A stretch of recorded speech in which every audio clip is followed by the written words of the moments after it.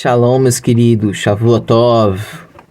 Vamos continuar, Bezrat Hashem, o nosso Daf Yomi.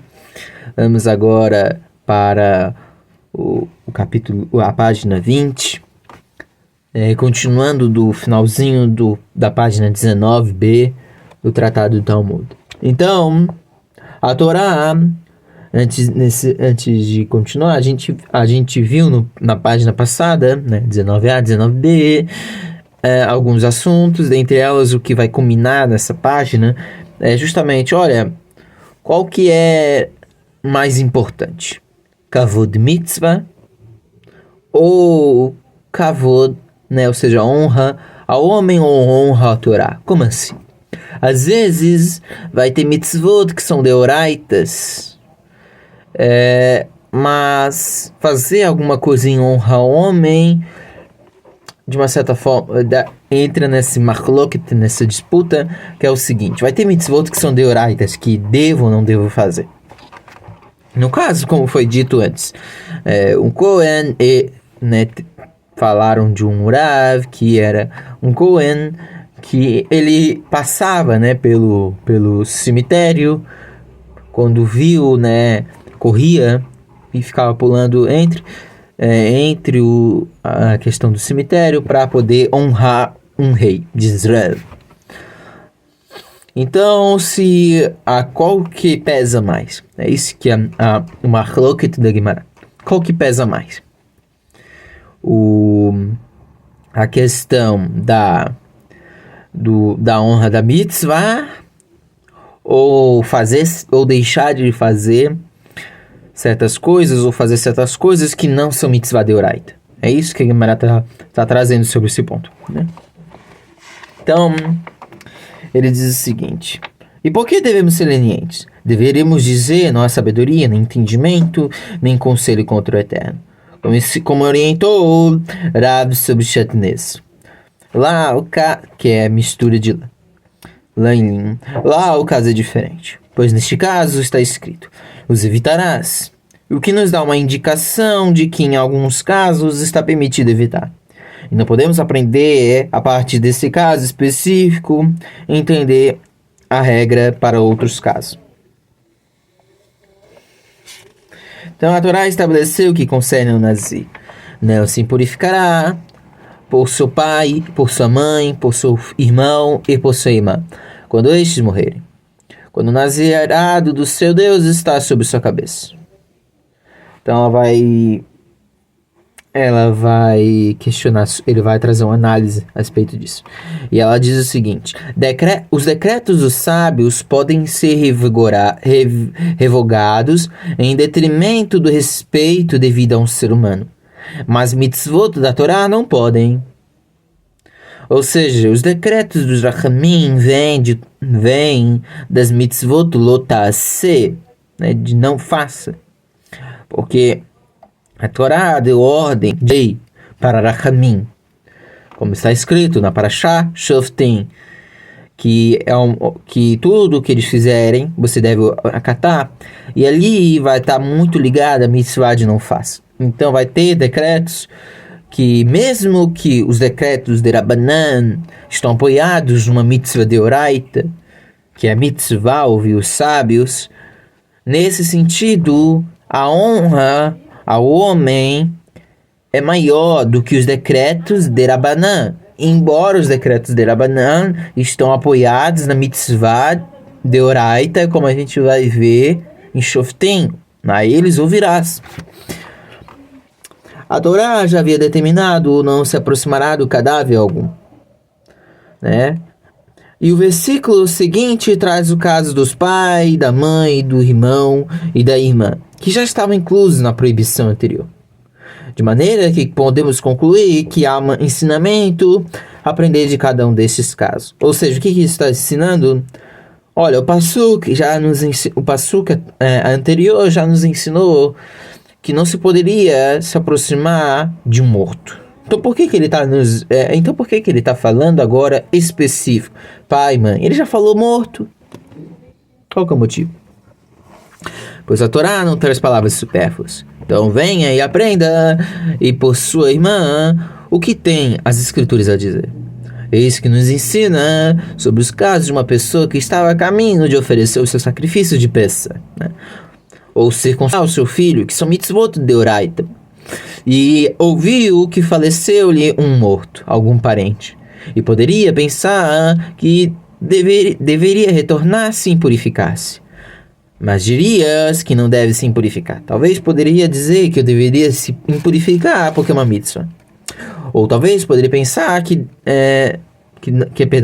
ouviu-lhe faleceu um morto. E poderia pensar que deveria retornar e purificar-se, já que é uma mitzvah. Mas dirias que não deve purificar-se, pois seria uma transgressão. Então, a pessoa poderia concluir que, assim como não se devem purificar-se por esses parentes, do mesmo modo não devem purificar-se com met mitzvah. Mas nos ensina, ou seja, um morto, né? Uma mitzvah de enterrar um morto. Mas nos ensina o texto escrito. Por que a Torá explicitou e por sua irmã, quando já havia dito que não devem se purificar-se por um morto? Por sua irmã, ele não deve impurificar-se, mas por um mitzvah, ele pode impurificar-se. Ou seja, a mitzvah de oraita, ou seja, Rachamim estão dizendo, né, que não se pode trazer esses dois passuquim, um de uma forma geral, que não se deve se purificar, e outro, né, que traz mais detalhes. E Rachamim discutem, olha, nesse sentido, o que está significando? Por que está escrito por sua irmã? Para dizer o seguinte, que pela irmã, ou seja, pelo parente morto dele, ele não deve se purificar. Mas por um mitzvah, ou seja, uma pessoa que ela viu simplesmente, estava ali, um corpo morto, é um mitzvah, ela deve se purificar e enterrar o morto. Então isso é o que a gente chama de mitzvah. Viramos a página, agora 20a. Então, com base nisso, podemos entender que a honra da Torá precede a mitzvah de orai. A honra do homem precede a mitzvah de oraita. Porque a mitzvah de oraita diz que não deve se purificar-se. No entanto, para uma pessoa que não é da sua família, mas é um mitzvah, ele poderia se purificar. Mas a pessoa nessa condição pode se purificar-se para um mitzvah, para que permitimos que a pessoa deixe de cumprir uma mitzvah em respeito a um ser humano? Guimarães traz essa pergunta. Por que a gente faz isso? Deixa de fazer uma mitzvah em respeito ao ser humano. Deveríamos dizer, trazem de novo o mesmo passuque, não há sabedoria, nem entendimento, nem conselho contra o Eterno. Mishlei 21:30. Mas ainda Guimarães traz, lá o caso é diferente, pois sobre o Nazir está escrito e por sua irmã. E a partir disso concluímos que neste caso específico está permitido deixar de cumprir uma mitzvah em respeito ao morto. Não podemos cumprir a partir deste caso específico entender a conclusão aos demais casos, como de Chatanês. A Guimarães, então, ela não está satisfeita com essa não, mas é por causa do caso do Nazir. Por causa do Nazir, a gente pode entender que a honra ao ser humano é maior que mitzvah de oraita, porque embora ele não possa se purificar, mas se não for de sua família, é uma mitzvah. Então ele pode se purificar em honra à pessoa. No entanto, a Guimarães, ela não concorda, ela não está satisfeita com isso, mas olha, o texto da Torá está dizendo, e por sua irmã. Já logo dá a entender que esse caso não cabe no caso da honra ao homem. Porque a Torá já dá a entender que pode se purificar se não for por sua irmã. Ou seja, se não for um dos seus parentes. Diferente do Chatanês. O que contradiria a opinião de Rav?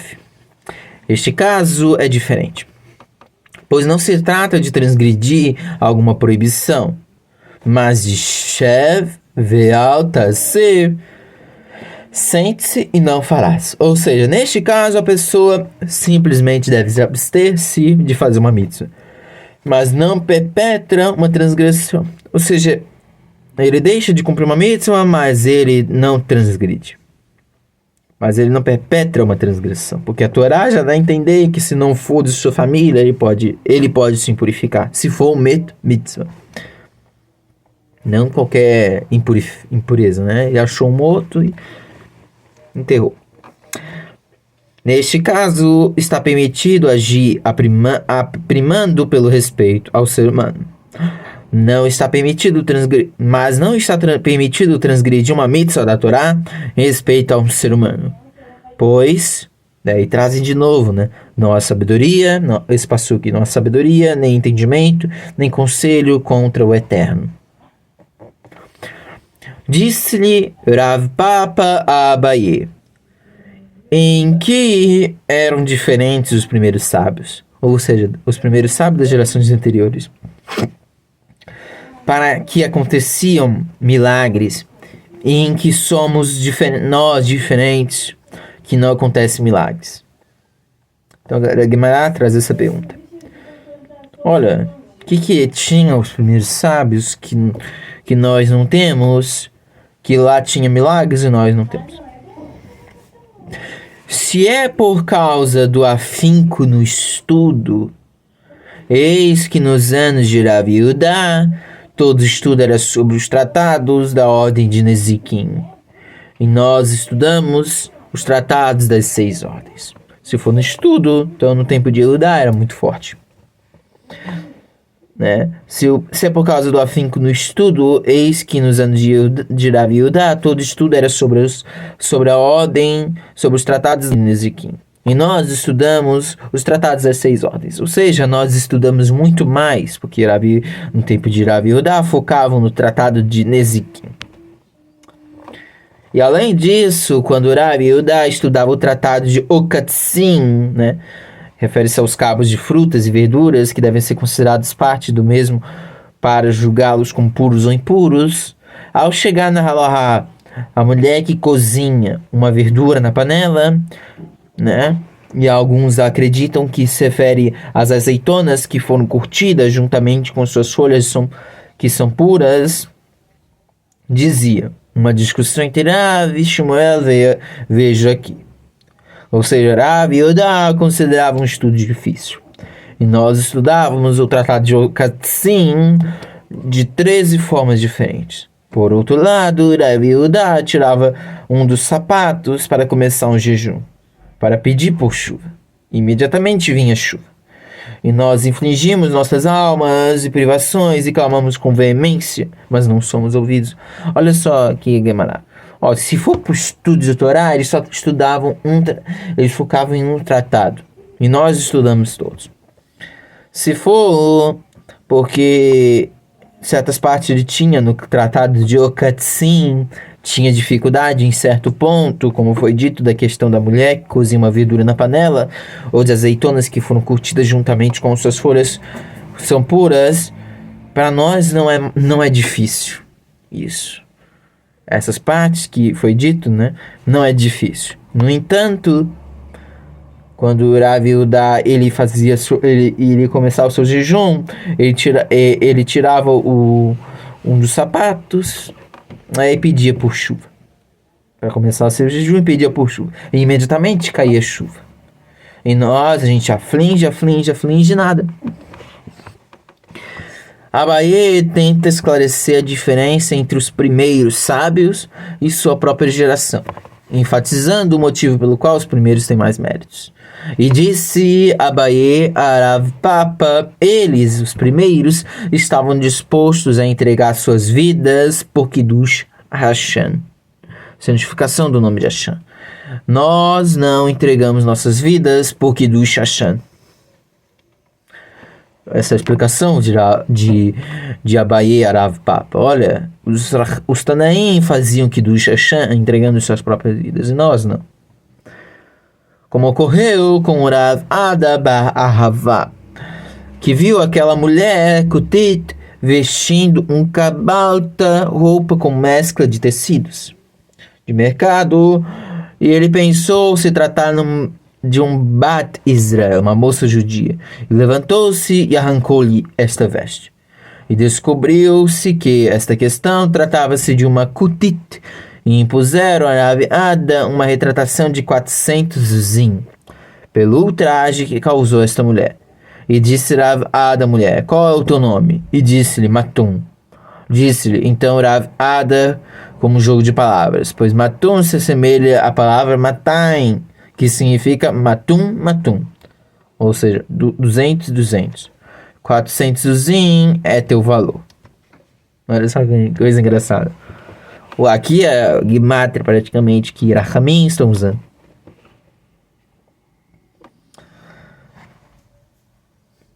Rav Gidel costumava ir sentar-se à porta da casa de Tevilá. O que é isso?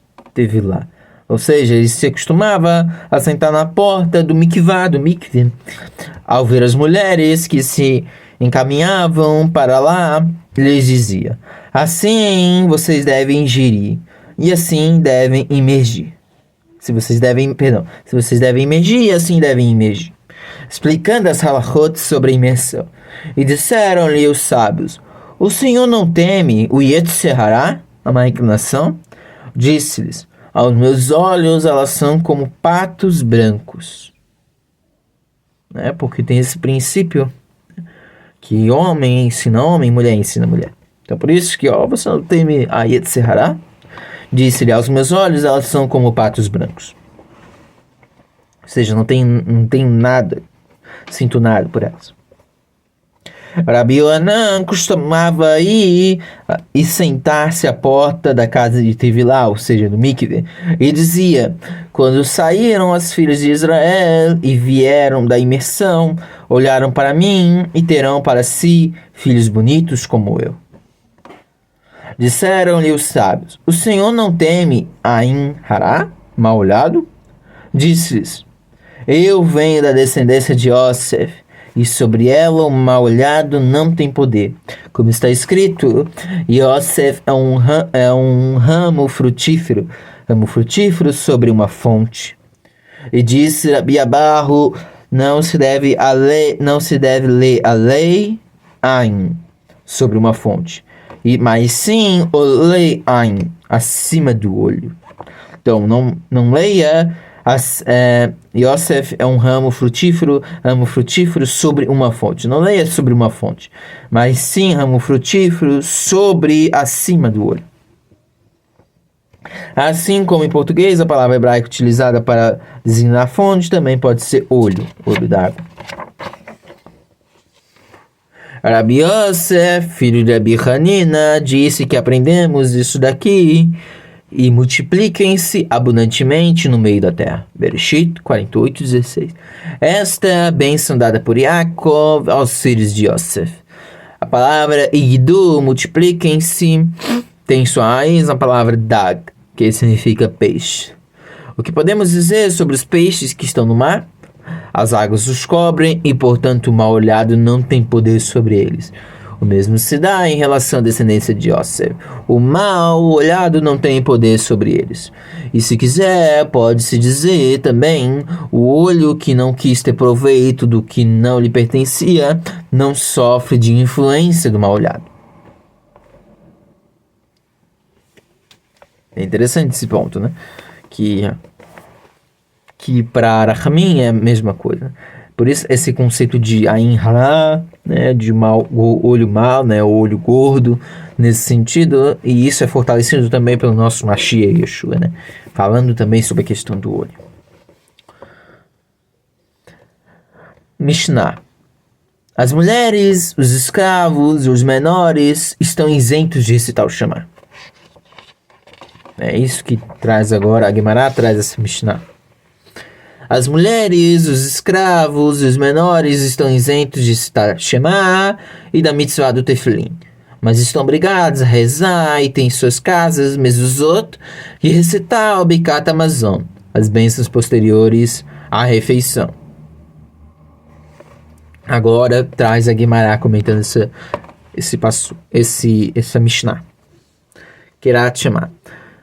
A Mishnah afirmou: as mulheres estão isentas de citar o Shema.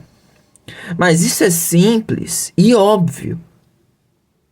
Por que a Mishnah menciona isso? Trata-se de uma mitzvah positiva, provocada pelo tempo.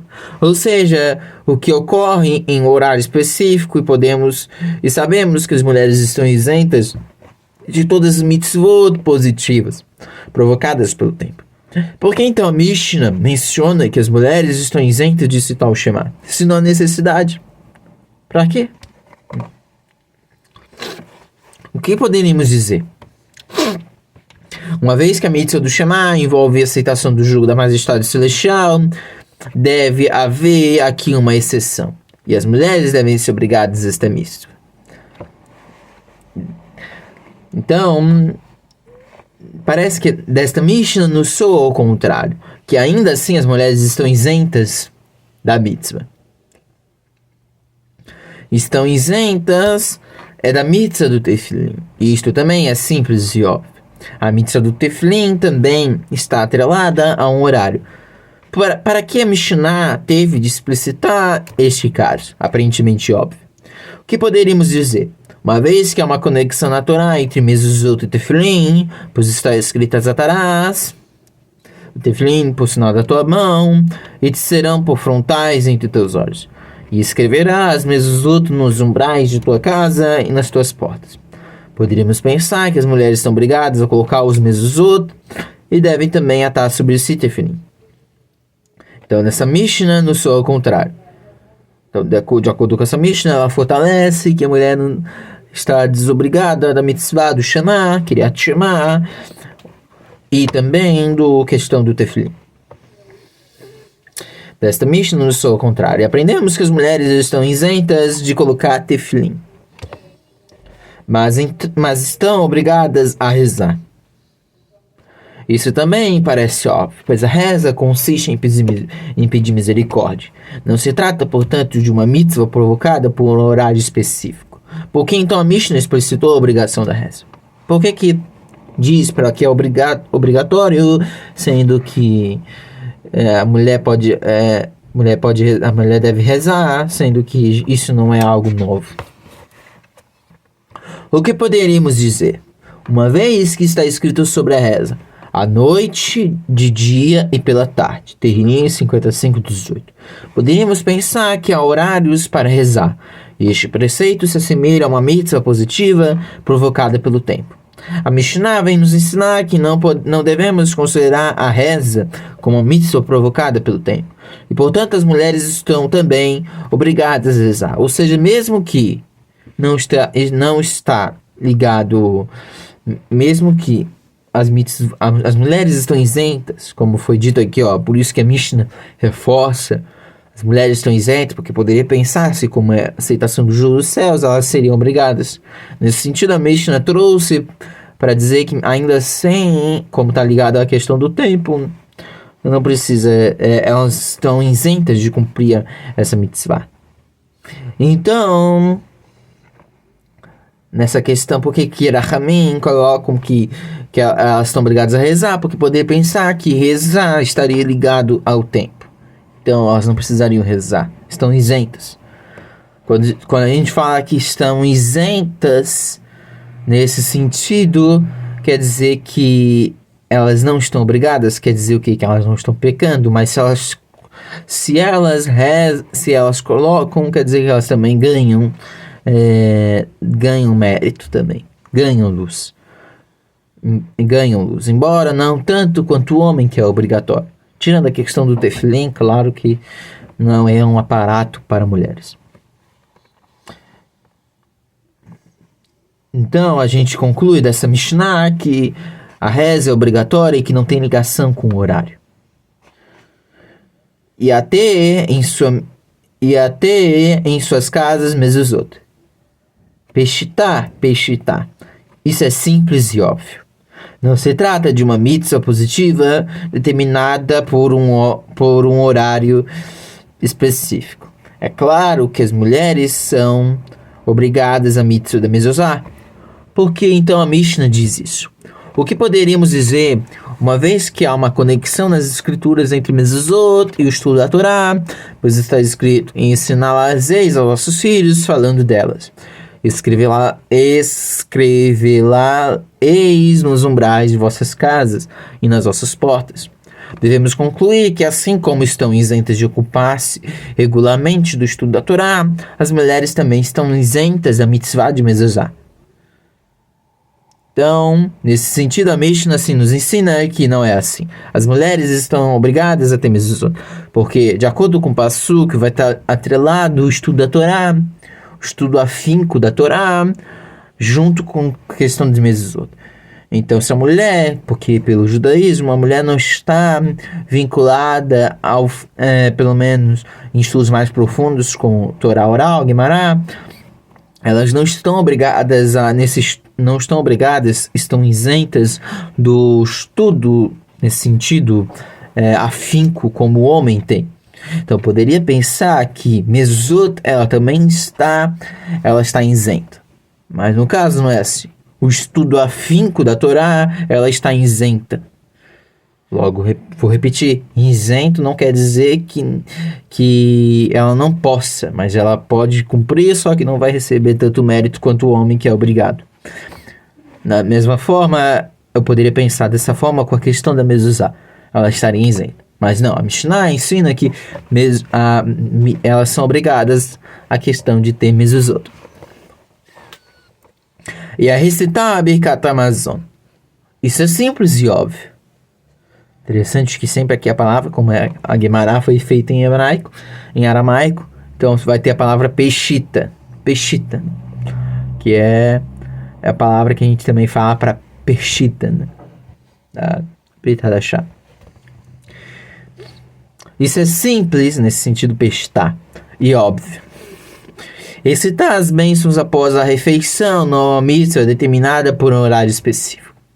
Porque a Mishnah teve que explicitar essa obrigação. Então, Birkat Hamazon não tem ligação com o tempo. Ao comer pão, faz Birkat Hamazon. Então, se não tem ligação com o tempo, então ela tem que cumprir a mitzvah. Isso é lógico. Por que a Mishnah traz? Com base no ensinamento que nossos sábios não trazem palavras vazias. O que poderemos dizer? Uma vez que está escrito sobre estas bênçãos, quando é eterno, à tarde vos der a carne para comer, e pela manhã pão a fartar. Shemot 16:8. Poderíamos entender, de acordo com esse passuk, que há horários específicos para as refeições. E, portanto, como seria uma mitzvah de horário, a mitzvah de Birkat Hamazon se assemelha a uma mitzvah positiva provocada por um horário determinado, de modo que as mulheres estão isentas. Então a Mishnah ela diz, olha, não é assim.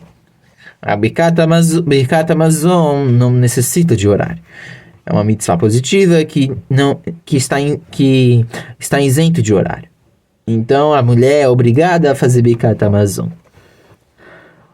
Disse Rav Adaba Ahavá, as mulheres estão obrigadas a recitar, ou seja, ouvir o Kiddush. Santificação do dia pelas palavras da Torá. Então, quando fala recitar, está se referindo a ouvir, né? A pessoa vai falar e ela vai ouvir. O Kiddush do dia pelas palavras da Torá. E a Guimará, ela vai questionar. Por quê? Trata-se de uma mitzvah positiva provocada por um horário determinado. E sabemos que as mulheres estão isentas de todas as mitzvot positivas provocadas pelo tempo. Então, nesse sentido, o Rashi explica uma mitzvah de Kiddush, deriva do imperativo, lembra do dia do Shabat para santificar-se. Devemos santificá-lo sobre o vinho, utilizando a cerimônia do Kiddush. Então, estaria ligada ao tempo. Então, a mulher não está ligada ao tempo. Então, poderíamos pensar que Kiddush, ela está desobrigada. Para esclarecer esse assunto, disse Abaye, pelas palavras dos sábios, ou seja, as mulheres, de acordo com a Torá, estão isentas do Kiddush. Mas os sábios decretaram que elas estão obrigadas. Disse-lhe Rava a Abaye, mas eis que Rav Ada disse, pelas palavras da Torá, além disso, deste modo, concluímos que os sábios impuseram às mulheres todas as mitzvot positivas. Pois o que há de especial nesta?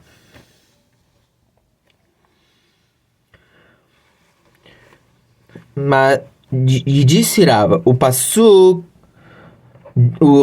diz, lembra-te e guarda-te, né? Zachor veshamor. Guardar implica em abster-se de profanar a santidade do dia. Portanto, implica em mitzvot negativos, ou seja, lotar-se, mitzvot lotar-se. Todo preceito que envolve a guarda da santidade no dia envolve também a lembrança do dia, da santidade do dia. Portanto, estas mulheres, uma vez que estão obrigadas a guardar, pois são mitzvot lotar-se negativas, estão obrigadas a lembrar. De modo que são obrigados a fazer kiddush. E disse Ravina a Rav, as mulheres estão obrigadas a recitar o Birkat Hamazon, pela Torá ou pelo decreto dos Rachamim. Então Ravina falou a Rav, olha, as mulheres estão obrigadas a fazer Birkat Hamazon, bênção após comer pão, é de Oraita ou de Rabanan? Daí Rachamim pergunta, que diferença faz? Que conclusão produtiva sai desta resposta? E para determinar se as mulheres estão isentas os demais de sua obrigação, é consistente se você disser que a obrigação é da Torá. Então, pode vir este, cuja obrigação deriva da Torá, e tirar este outro, cuja obrigação também tem raiz da Torá. Mas se você disser que a obrigação das mulheres provém do decreto dos sábios, então trata-se daqueles que não estão obrigados a uma determinada coisa, preceito. E todo aquele que não está obrigado a uma determinada coisa não pode isentar os demais de sua obrigação, no que tange esta mesma coisa. Ou seja, uma pessoa não tem obrigação de cumprir uma mitzvah, ainda que pratique, não pode fazê-lo por outros.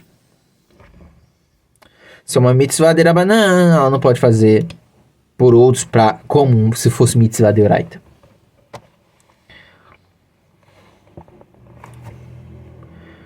Uma vez que concluímos que há relevância em determinar se a obrigação das mulheres em relação ao Birkat Hamazon provém da Torá ou de um decreto dos sábios. Então a Gemara vai discutir sobre isso. Que a obrigação é esta das mulheres, da Torá ou dos sábios, de Rabanan, de Oraita. Venha e aprenda, na verdade, disseram os sábios em uma baraita.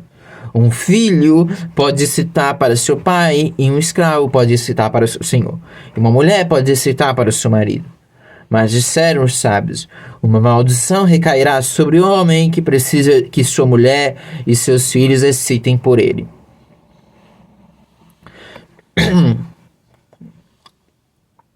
A partir dessa baraita, podemos concluir, é consistente se você disser que a obrigação das mulheres provém da Torá, pois vem uma pessoa obrigada pela Torá e isenta outra pela Torá. Olha só, então, de acordo com esta é a lei. Se você disser que a obrigação das mulheres provém da Torá, ela pode ela pode isentar outra pessoa que está obrigada pela Torá.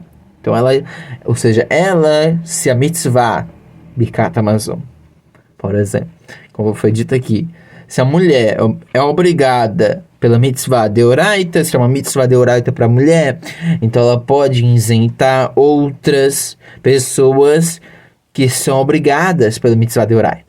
Ou seja, como ela é obrigada, mitzvah de Oraita, ela faz, a pessoa ouve, né?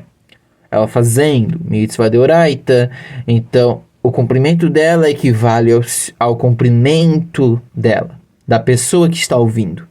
Ou seja, a ação dela, ela cumpre a mitzvah dela e da pessoa que também participa, que ouve. Mas se você disser que a obrigação da mulher provém de um decreto dos sábios, estaria dizendo que vem alguém cuja obrigação provém dos sábios e isenta alguém que está obrigado pela Torá?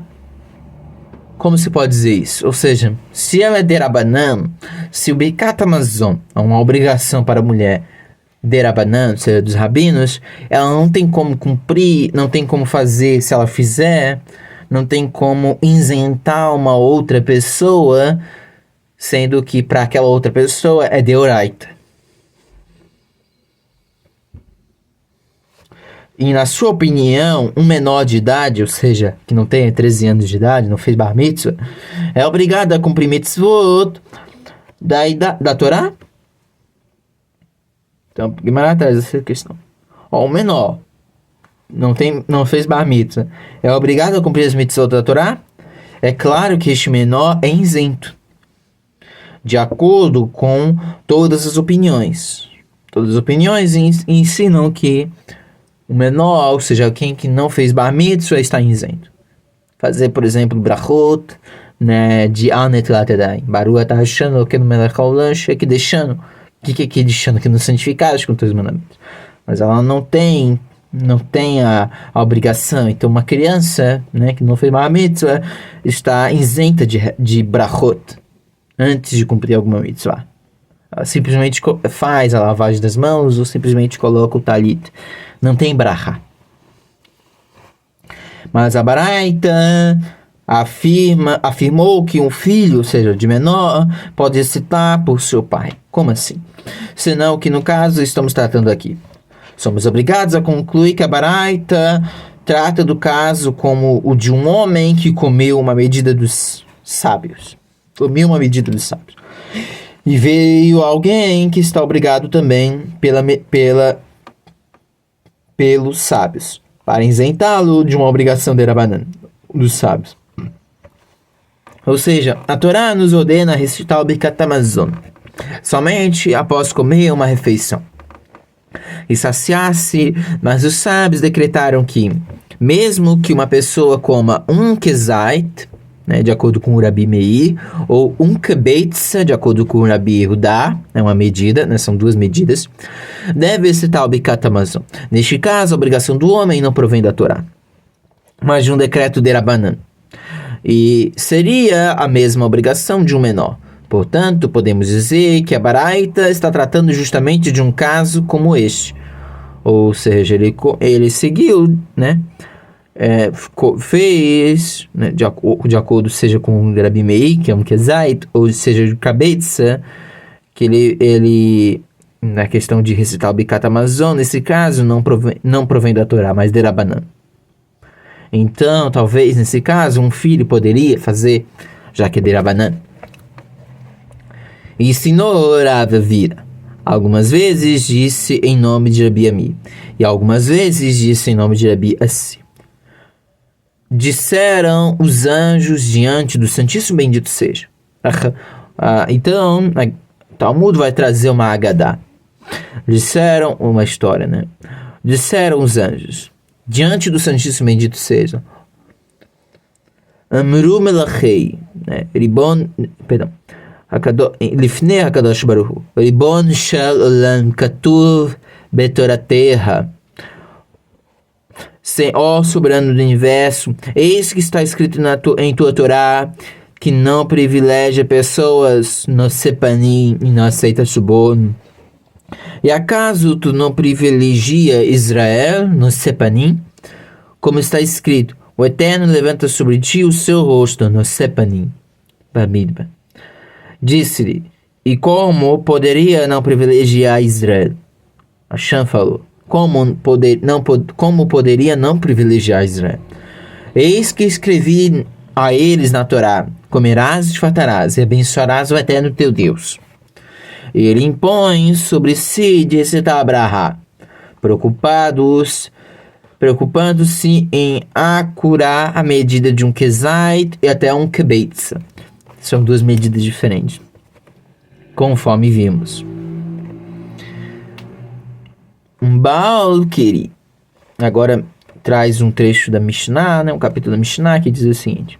Uma Mishnah que diz: um Baal Keri deve cogitar em seu coração, recitar mentalmente, mas não recitar as bênçãos, nem antes nem depois da leitura do Shema, e sobre a refeição ele recita as bênçãos posteriores, mas não a bênção que antecede a comida. Rabi Yehudá diz, ele deve recitar as bênçãos sempre, tanto as que antecedem o Shema ou a refeição, quanto as que são ditas após. Então,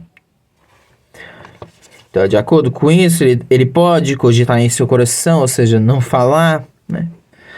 Para se ouvir, né, mentalmente, mas não recitar as bênçãos, nem antes nem depois da leitura do Shema, e nem as bênçãos, e sobre sobre a refeição ele recita as bênçãos posteriores, mas e sobre a refeição ele recita as bênçãos posteriores, mas não a bênção que antecede a comida. E Rabi Yehudá diz, não, ele faz isso também. Disse Ravina, isso significa, agora é o trecho da Guimará, né? Começa a Guimará trazendo a explicação. Disse Ravina, isso explica cogitar na mente, ou seja, equivale a recitar e dizer as palavras. Pois se nos ocorre que cogitar não equivale a recitar, por que motivo Baal Queri teria de cogitar? Mas se dissermos que cogitar equivale a recitar, que o Baal Queri deixe sair as palavras de seus lábios e recite as bênçãos.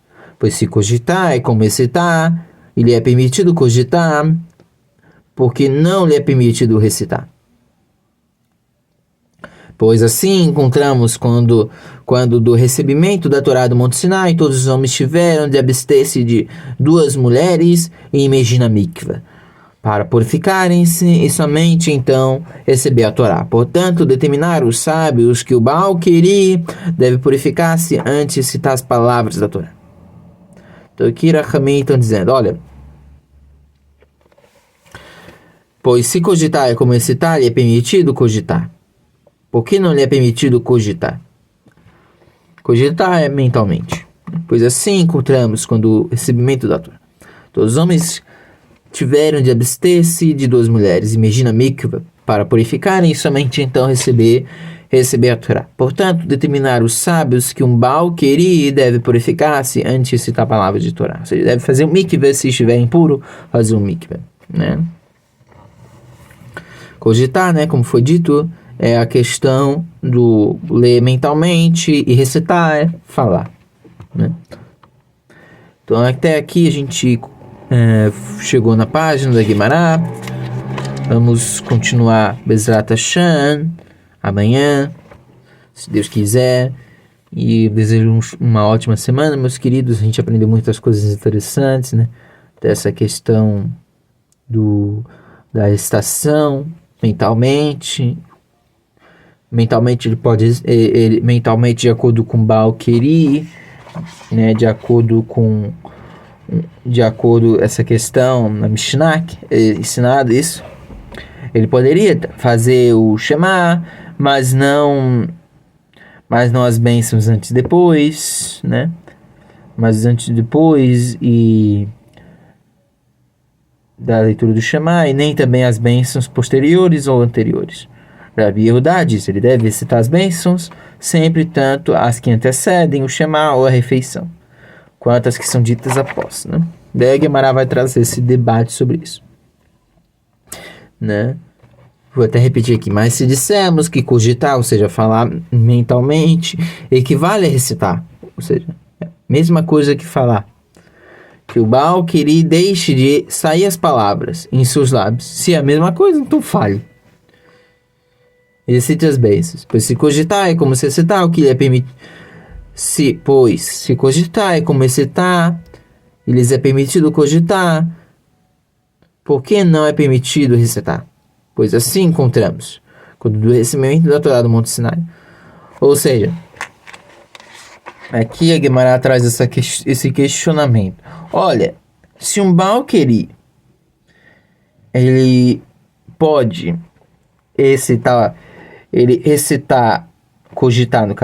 cogitar em seu coração, mentalmente, menos a questão das bênçãos antes e depois, né?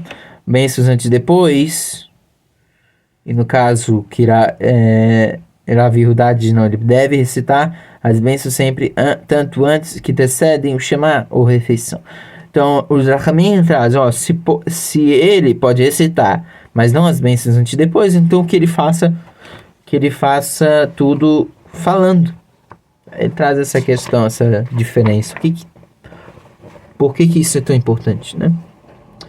E eles trazem esse ensinamento, que os homens deixaram as suas duas mulheres e imergiram na mikveh para se purificarem e somente então receberam a Torá. Então assim também devem ser as palavras da Torá. Talvez uma possível explicação de que talvez a pessoa ela somente mentaliza, lê na mente, porque talvez ela esteja impurificada.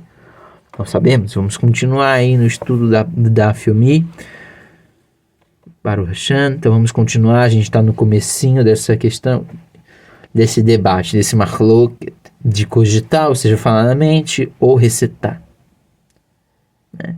Se vale a mesma coisa, então por que não recitar? E se não vale, o que é? Como é que é? Né? A gente aprende, quando vai estuda aqui, né? A gente já terminou essa parte, Bezrat Hashem, continuar, né? A gente fica bem intrigado nessa questão e a gente está até tentando entender, né, esse ponto, que há um debate, há uma machloket aqui sobre cogitar e recitar. Vamos ver o que Rachamim vão nos ensinar posteriormente. Espero que tenham gostado desse Daf Yomi, e vejo os irmãos amanhã, Bezrat Hashem. Shalom, shalom.